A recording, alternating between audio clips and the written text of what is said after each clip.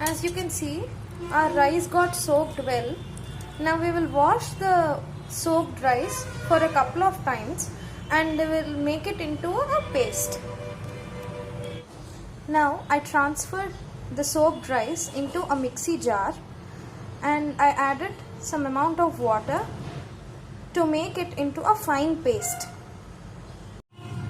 Now you can see I have grounded the rice into a thin paste like this. Now into the grounded rice batter I have added cumin seeds and a little bit, that means around 1/4 of a tablespoon of salt.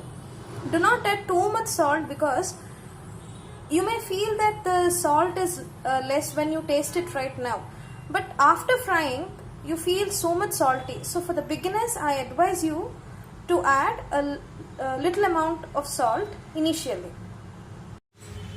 Now on the stove I have put some water to boil. The water has to get to a rolling boiling consistency. You can use a bigger vessel or even an idli cooker. For beginners, use an idli cooker which has handles so that you can easily put your papads and you can easily remove that vessel from the stove. Now for making papad, we will take a plate like this and grease it with water and add the batter into it. Pour the batter by just swirling the plate. If you do not have plates like this, do not worry. You can even use the stainless steel carriers which you have at home. Now it will be easy for you to swirl also in this.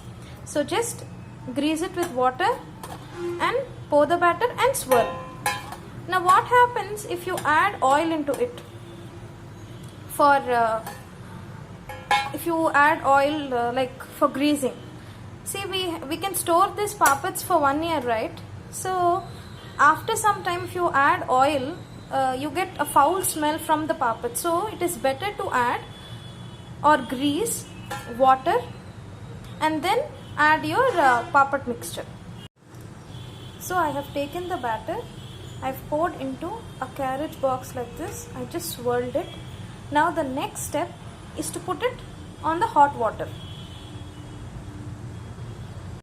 As you can see, our water is rolling boiling. Now on the top of it I will place a colander like this. Okay. Now on the top of it I'll place the container onto which I have poured the papad mixture. Now after putting the papad mixture into the vessel, cover it with a plate like this. You need to cook the papad for 30 to 40 seconds and not more than that. See, our first papad is ready. Now we will demold it. In the same way, cook all the papads. Now you can see this is how you get the papad after air drying it for about 2 to 3 hours. If you have sunshades or balcony, you can even put there and it dries up very quickly.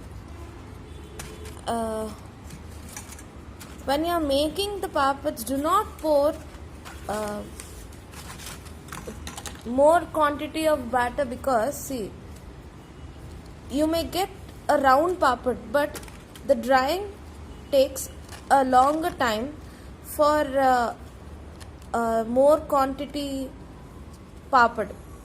See, your papad has to be like this.